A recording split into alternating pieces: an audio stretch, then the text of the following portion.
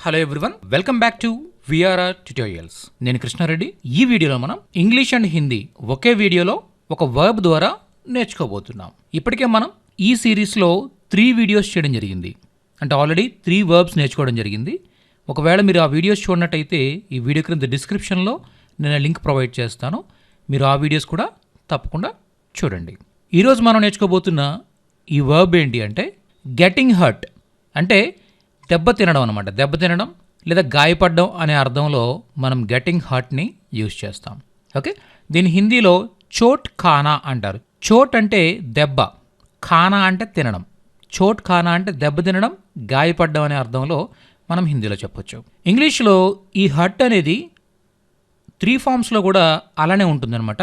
Hurt, hurt, hurt. Okay, HURT, hurt, hurt, hurt.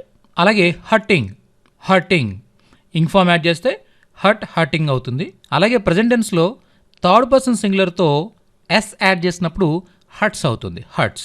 చూద్దాం ఇప్పుడు కొన్ని ఎగ్జాంపుల్ సెంటెన్సెస్ మనం చూస్తే మీకు క్లియర్గా ఈ వర్బ్ని ఎలా యూజ్ చేయాలనేది అర్థమవుతుంది. ఆడుకుంటుండగా గాయపడ్డాడు, ఆడుకుంటుండగా అతడు గాయపడ్డాడు. ఇది ఎలా చెప్తాం? వహ్ ఖేల్తే సమయ్, వహ్ ఖేల్తే సమయ్ చోట్ ఖా గయా. వహ్, వహ్ అంటే అతడు.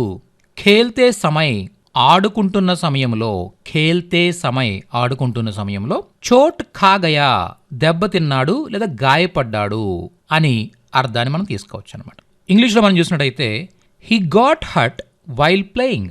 హీ గాట్ హర్ట్, హీ అంటే అతడు, గాట్ హర్ట్, ఈ గెట్ కాస్త గాట్ అవుతుంది అనమాట. గెట్ అనేది ఏమవుతుంది? గాయపడ్డాడు అనే అర్థంలో మనం తీసుకుంటాం కాబట్టి గాట్, గెట్, గాట్, గాటెన్ కదా.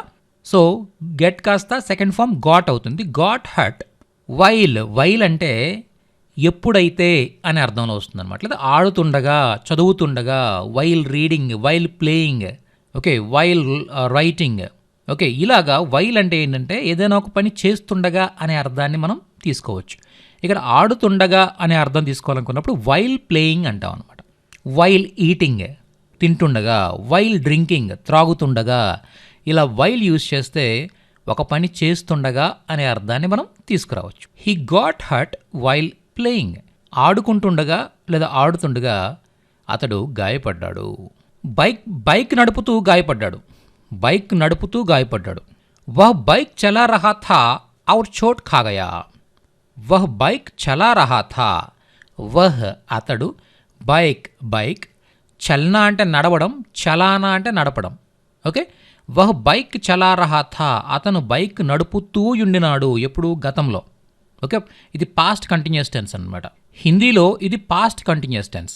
వహ్ బైక్ చలా రహా థా, మే ఖా రహా థా, మే పీ రహా థా, నేను త్రాగుతూ ఉండినాను గతంలో. I was drinking, I was eating, okay, I was driving a bike. ఇలా మనం చెప్పేటప్పుడు మై బైక్ చలా రహా థా, मैं खा रहा था, मैं पी रहा था, मैं जा रहा था, मैं आ रहा था, ఇలా మనం చెప్పొచ్చు అనమాట. అంటే నేను వస్తూ ఉన్నాను, నేను వెళుతూ ఉన్నాను, నేను తింటూ ఉన్నాను అని గతం గురించి మనం మాట్లాడు. నేను ఈ టైంకి నేను ఏం చేస్తూ ఉన్నాను? మే ఖా రహా థా, నేను తింటూ ఉన్నాను. ఓకే, మై బైక్ చలా రహా థా, నేను బండి నడుపుతూ ఉన్నాను. ఇలా నిన్న ఒకనొక టైం గురించి, ఇలా అంటే పాస్ట్లో ఒకనొక టైం గురించి మనం మాట్లాడేటప్పుడు అనమాట. ఓకే, వహ్ బైక్ చలా రహా థా ఔర్ చోట్ ఖా గయా, మరియు దెబ్బతిన్నాడు, అతను బండి నడుపుతూ దెబ్బతిన్నాడు. He was riding a bike and got injured. Got injured లేదా గాట్ హట్.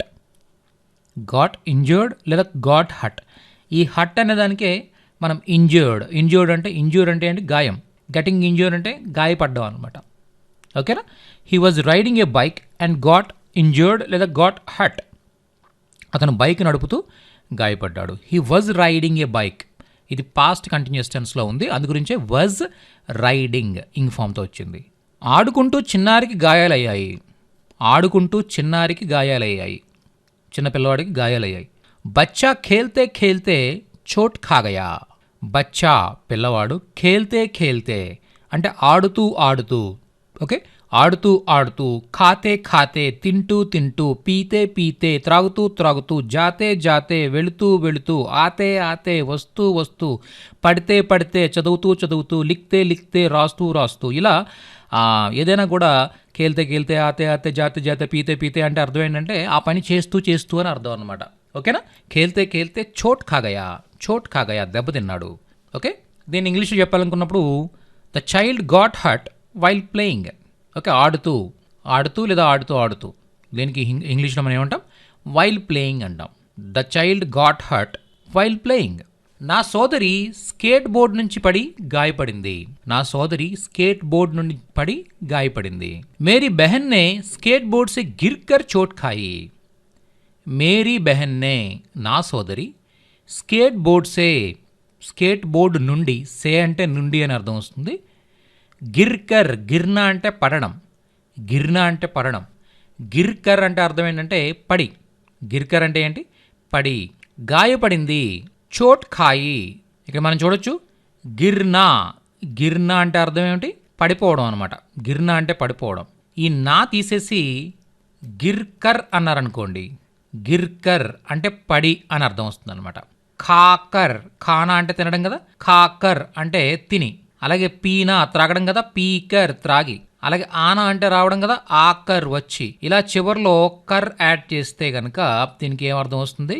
తాగి, తిని, వచ్చి, వెళ్ళి. జాకర్ అంటే వెళ్ళి. ఇలా కర్ర యాడ్ చేయడం ద్వారా పడి, తిని, వెళ్ళి అనే అర్థాన్ని మనం తీసుకురావచ్చు అనమాట. ఓకే, దీన్ని ఇంగ్లీష్లో చెప్పాలనుకున్నప్పుడు my sister fell off the skateboard and got hurt. అంటే నా సోదరి స్కేట్ బోర్డ్ నుండి పడిపోయి గాయపడింది. ఓకే, ఇక్కడ ఫెల్ అనే ఈ వర్బ్ ఎలా వచ్చింది అంటే ఫాల్ అంటే పడడం, టు ఫాల్ పడడం. ఇది పడింది అని చెప్పేటప్పుడు పాస్ట్ టెన్స్ ఫామ్కి వెళ్ళినప్పుడు వర్బ్ సెకండ్ ఫామ్ ఏమవుతుంది? ఫాల్ కాస్త ఫెల్ అవుతుంది అనమాట. అలాగే వర్బ్ థర్డ్ ఫామ్ వచ్చేసరికి ఫాలెన్ అవుతుంది. Fell, fallen. Okay, my sister fell off the skateboard and got hurt. Okay, అంటే నా సోదరి స్కేట్ బోర్డ్ నుంచి పడి గాయాల పాలైంది. మేరీ బెహన్ నే స్కేట్ బోర్డ్ సే గిర్కర్ చోట్ ఖాయి. ఇలా మనం చెప్పాలి. నెక్స్ట్, రైలు దిగుతుండగా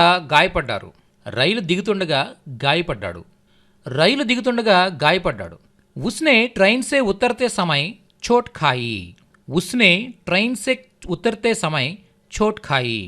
అంటే అతడు ట్రైన్ నుండి ఉత్తరతే సమయ్ దిగే టైంలో, ఇంతకుముందు చెప్పాను నేను యాక్చువల్గా, ఖాతే సమయ్ తినే టైంలో, ఖేల్తే సమయ్ ఆడే టైంలో, అలాగే ఉత్తరతే సమయ్ అంటే దిగే టైంలో, చోట్ ఖాయి దెబ్బతిన్నాడు. ఉస్నే ట్రైన్ సే ఉత్తరతే సమయ్ చోట్ ఖాయి. ఇంగ్లీష్లో చెప్పాలంటే he got injured while getting off the train. He got injured అతను గాయపడ్డాడు. వైల్ గెటింగ్ ఆఫ్ దిగుతున్నప్పుడు. ఏం దిగుతున్నప్పుడు? The train. అతను ట్రైన్ దిగుతుండగా గాయాల పాలు అయ్యాడు, గాయపడ్డాడు. అతను తన ఆటల్లో ఎప్పుడూ గాయపడతాడు. అతడు హమేషా ఎల్లప్పుడూ, అప్నే ఖేల్ మే తన ఆటలో, ఇక్కడ అప్నే అంటే అతడు తన యొక్క అని చెప్పేటప్పుడు అతడు అతని యొక్క అని చెప్పినప్పుడు ఎప్పుడు కూడా మనం అప్నేలు యూజ్ చేస్తాం అనమాట. ఇక్కడ అప్నే ఖేల్ మే, ఇక్కడ మే అనేది ఏదైతే ప్రత్యయం ఉందో దానికోసం ఇక్కడ అప్నా కాస్త అప్నే అయింది. అప్నే ఖేల్ మే చోట్ ఖాతా హై దెబ్బతింటాడు. అతడు తన ఆటలో ఎప్పుడు కూడా దెబ్బలు తింటూ ఉంటాడు, గాయపడుతూ ఉంటాడు. ఇంగ్లీష్లో మనం చూసినట్టయితే he always gets hurt in his games. అతడు ఎల్లప్పుడూ, ఆల్వేస్ అంటే ఏంటి? ఎల్లప్పుడూ. గెట్స్ ఇక్కడ హీ అనేది థర్డ్ పర్సన్ సింగులర్ ప్రొనౌన్ కాబట్టి సబ్జెక్ట్ థర్డ్ పర్సన్ సింగులర్ అయినప్పుడు ఏం చేస్తాం మనం? వర్బ్కి ఎస్ యాడ్ చేస్తాం. So that he always gets hurt అంటాం అనమాట. ఓకే, ఇన్ హిస్ గేమ్స్ అతను తన ఆటలో ఎప్పుడు గాయపడతాడు. సో ఈ విధంగా ప్రతిరోజు కూడా మేము మీకు ఒక 5 వర్బ్స్ నేర్పించి వాటిపైన ఎగ్జాంపుల్ సెంటెన్సెస్ నేర్పిస్తూ మీరు హిందీ అండ్ ఇంగ్లీష్ లాంగ్వేజెస్ నేర్చుకోవడంలో సపోర్ట్ ఇవ్వగలుగుతాం. దీనికి 365 డేస్ కోర్స్ అనే కోర్స్ అవైలబుల్గా ఉంది. వాట్సాప్లో ప్రతిరోజు కూడా మేము ఈ మెటీరియల్ అంతా కూడా పంపిస్తూ ఉంటాం.